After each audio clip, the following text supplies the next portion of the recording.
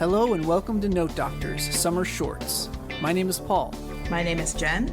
My name is Ben. And we are your hosts. We are all university music theory instructors who are passionate about music theory and music theory instruction. In these short episodes, we will be sharing with each other and all of you musical examples and teaching tips covering a wide range of topics.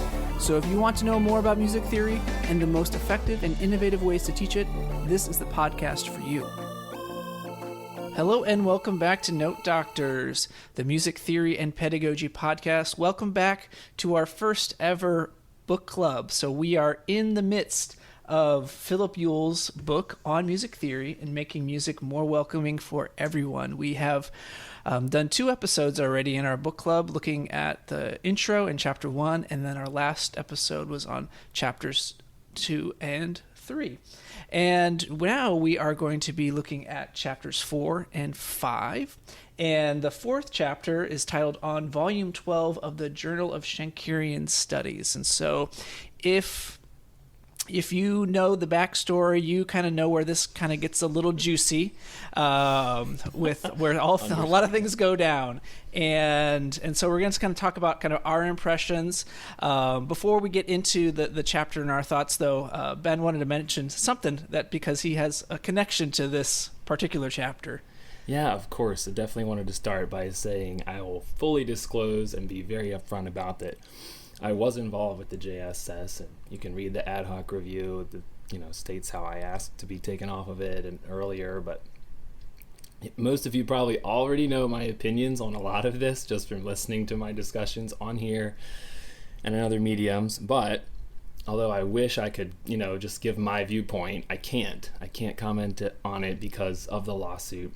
So I just wanted to be very upfront about that from the beginning to everyone. This is not the chapter's about what happened with the journal. Mm-hmm. And we maybe even should explain that in a second here. I can summarize for listeners who are like, what are you talking about? You might not know. But really it's about this much larger issue that is living at the heart of our discipline that has to be addressed. And so I don't think we, necessarily have to get into the nitty-gritty of what happened with the journal so much as talk about what all of this represents. But if you aren't aware of this, you haven't read the New York Times article about music theory. I mean, when does that ever happen? But back in the fall of 2019, Philip Ewell was the one of the keynote speakers at the Society for Music Theory annual meeting, where he gave a version of his forthcoming article called Music Theory's White Racial Frame. He gave that as a talk, and everyone that I know who was there was blown away and impressed and really valued what he had to say in that talk. And it opened their eyes to lots of things they hadn't thought about before. But he does take a pretty direct, this is true of the article as well by the same title, that there's a large section of it devoted to Heinrich Schenker and Schenkerian analysis in general, and how Heinrich Schenker's racist views impacted that. We talked about that a lot in the last episode. So in response to that, the Journal of Schenkerian Studies created a whole issue of the journal devoted to responding to Phil's talk. And while they did post a call for proposals, many of the writings were solicited specifically from authors, and it did not go through the traditional peer review process. Right. And we're not probably going to delve into the details of every single article, but there's a lot of problematic things in the article about all sorts of things, our fields, whiteness, all kinds of stuff. And so, that's what happened. That's the gist. So one of the things I found interesting in Ewell's introduction in this chapter is he says that volume 12 of the journal, which actually is not available online, it's been taken off the website. I think you can still find probably these articles somewhere. It was on the flying dark around web. like crazy at the time. Yeah, at the time. So but ask any theorist from the time, and we have a PDF of it for you. But you can't find it. If you look No. up the journal, it'll show that the last issue that was put out was volume 11. And I'm sure that has a lot to do with the lawsuit as well. Mm-hmm. Sure. Yeah. So, yeah. But he mentions that this whole deal that came out was the greatest gift to American music theory that we've ever seen. And I think the reason he says that is it unveiled the anti-blackness of the field, or how whiteness has gotten to tell the stories for so long, right? And then when you have a black individual coming forward and giving his own account and his interpretation and his views on things, how you had this sudden and very swift, at least in academic terms, swift, right? I mean, the journal came out a year after, but very swift action in response. And I think if you weren't you didn't have your eyes opened after his talk, if you were at the SMT presentation or you saw a video of it. I wasn't there, but I was able to watch a video of it. I think seeing all that unfolded, I think really revealed the problems within music theory, right? It made his point. Yeah. I think it made his point. Everything, that happened from there. Yeah, I didn't actually think of it in terms of the Tulsa race massacre, but I really thought that was a really fitting analogy in a lot of ways. I didn't think of that, back in the time, but man, I mean, yeah, the idea of a storytelling and, who's rewriting what's actually happening and all these different interpretations of this particular situation and the reactions. Oh my goodness, I thought that was a really good comparison, actually. Well, and lots of people outside of our discipline were aware of it too. I was asked by so many people who are either not music theorists or maybe even not in academic music in any way or whatever, who had seen it, on social media or had read it. There was an article about it in the New York Times or, things like that. And my dean was like, hey, in the New York Times this morning, I read something crazy about people you probably know, because I went to UNT and the journal is housed at or was housed at UNT, and the faculty involved, I had classes with them. So, I think it opened the door really wide for conversations to happen. Yeah. And I think one thing he brings up that's really valuable in that chapter is the discussion on, this is not really who we are, right? Right. The journal doesn't really reflect SMT, and he uses as an analogy like the January 6th insurrection, and people are like, well, that's not really what Americans are, right? That's really not not who we are. And I'm like, yeah, it is. I mean, that shows like white angst right there. Right. I was listening to somebody, I don't know, it was a different podcast, and they were talking about how black folks have been mistreated for centuries and they've never stormed the Capitol. White people don't win an election or don't get what we want with one election, and they want to tear it all down, right? I mean, like that's true. And I think if you're not willing to say, yeah, that is who we are as a nation, we have that within us. I mean, we can't ever move forward. And Ewell kind of takes ownership of at least like some of these histories within his own past. Or this is a quote from page 191. Regrettably, in my career, I have been a bricklayer in the fortification of music theory's white male frame, and over the years, I have laid those bricks happily and willingly. I'm like, wow, that's me too, right? Me too. Me too. Yeah, and so I think coming to the terms of that's part of us, is like one of the first steps, and we can't just push it aside like, oh, this edition of the JSS was just an anomaly. But it really did reveal kind of what's kind of at the core of a lot of our research and pedagogy. Yeah. Yeah, and one of the quotes I think that I took down in my notes, I've often wondered, maybe some of you out there listening have wondered, if you were to ask Phil Ewell, what can I do to be, anti-racist in today's music theory classroom or community or just in general? And he does offer an answer to that here.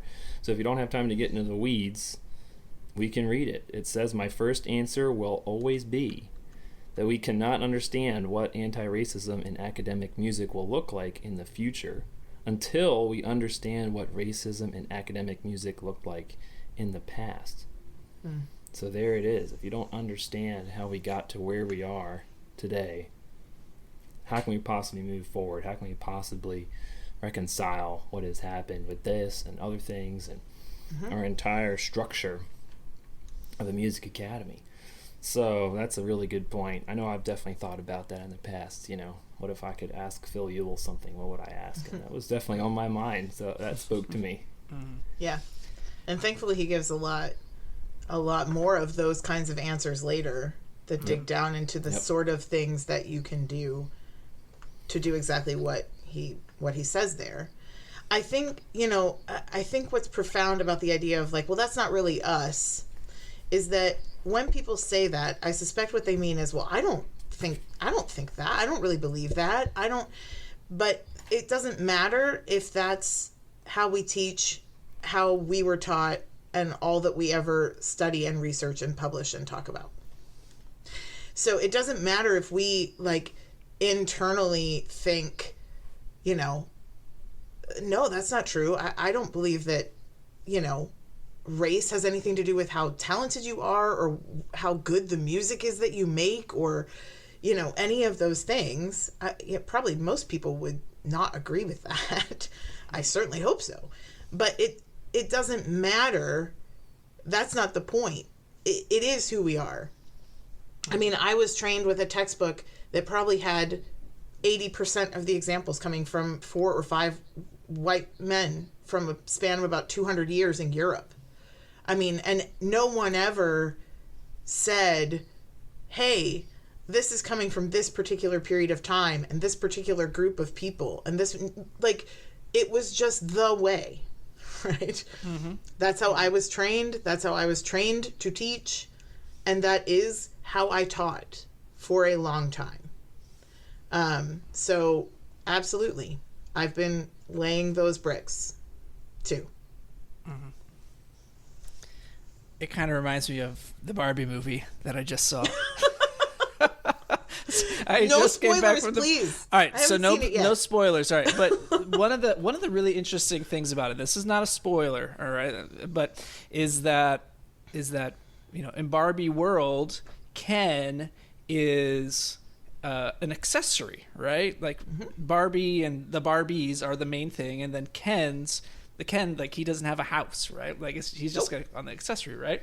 And then Barbie and Ken go to the real world somehow. I won't tell you how. They end up in the real world, and Ken learns about patriarchy, and the realization is that the real world is like Barbie world, but flipped, right? Because now all the people in power, people that have the authority, are the Kens, the men, basically, and women are seen more as accessories, right? But and of course, as a guy, I noticed that in Barbie world, I'm like, man, those guys are treated like crap, right? They're kind of like they're not the main thing. They're kind of disregarded or minimized. But then, of course, because I'm living in the real world where voices like mine historically have been privileged, right? And I don't see that as a problem. I see that just as the normal way of being.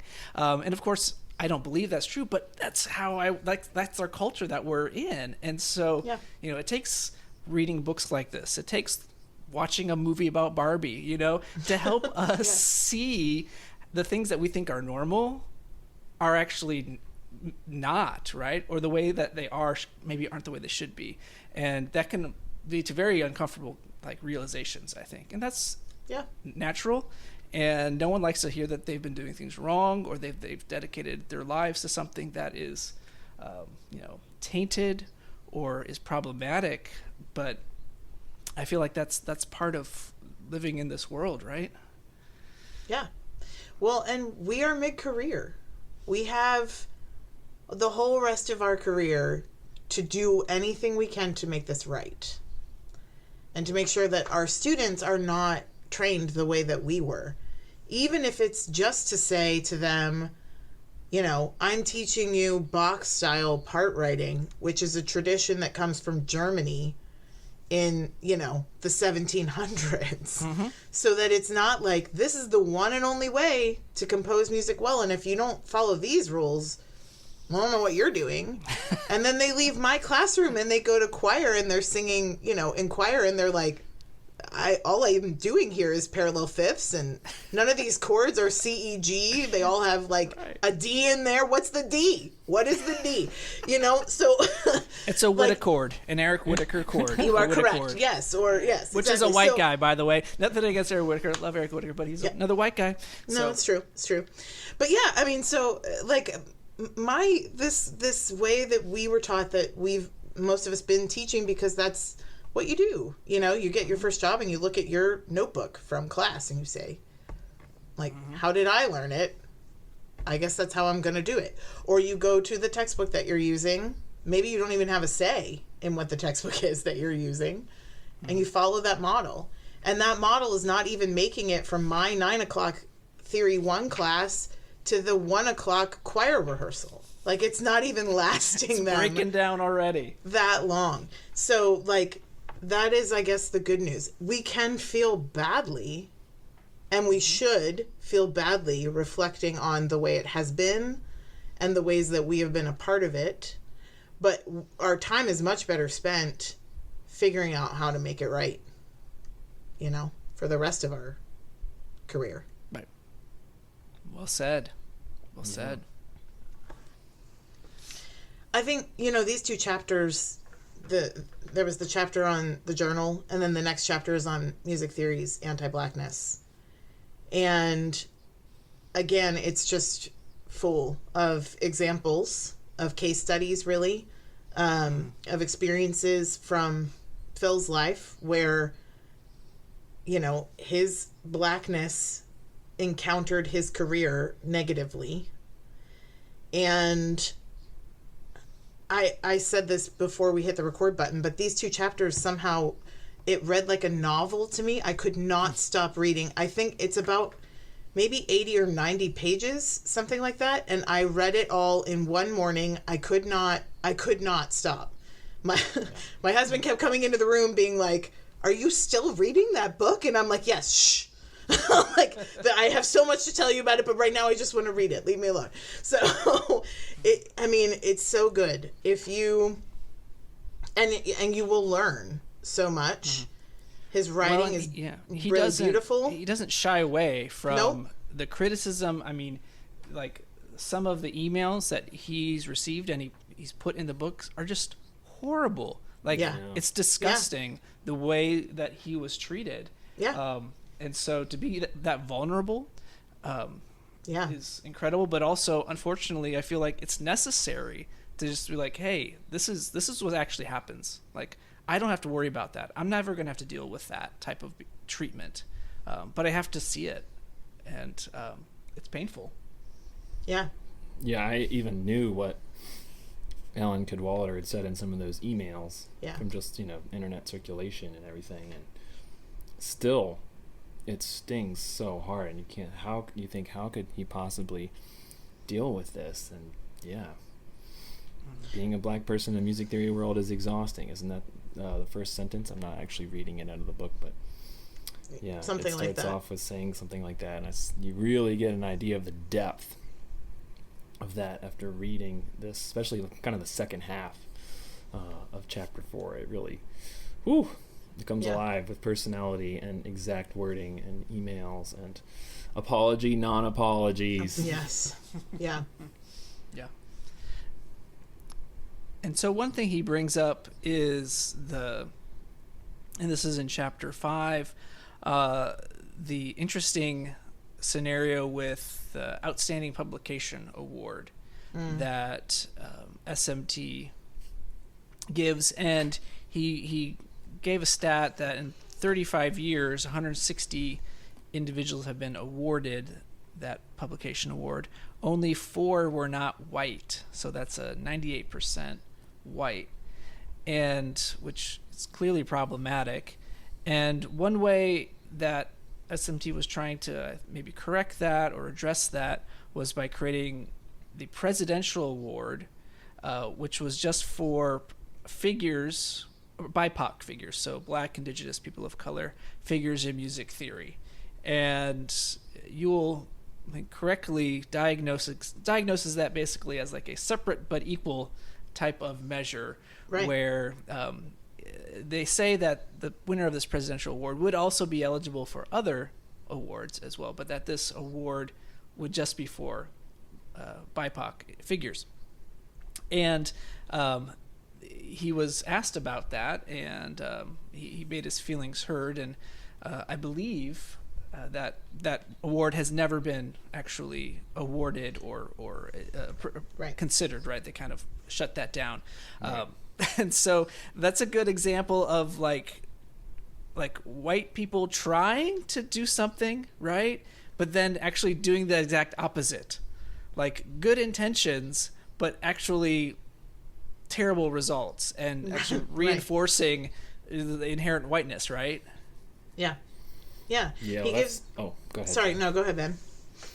It kind of comes back to this way he discusses some of the responses as well, which is like segregationist versus assimilationist, and like this idea of like the separation, or a lot of the language he often uses is, are you driving a wedge between separate racial groups, in the way your policies, practices, and procedures are set up. And that definitely is, it's driving a wedge between. It's saying like, here's your BIPOC figures and here's your Outstanding Publication Award. It's like, oh, right. It doesn't say cringe. Here's the white male award and here's the BIPOC award, but it could say that. And he does give a figure too on how many of those people were women, and it's also pretty stark.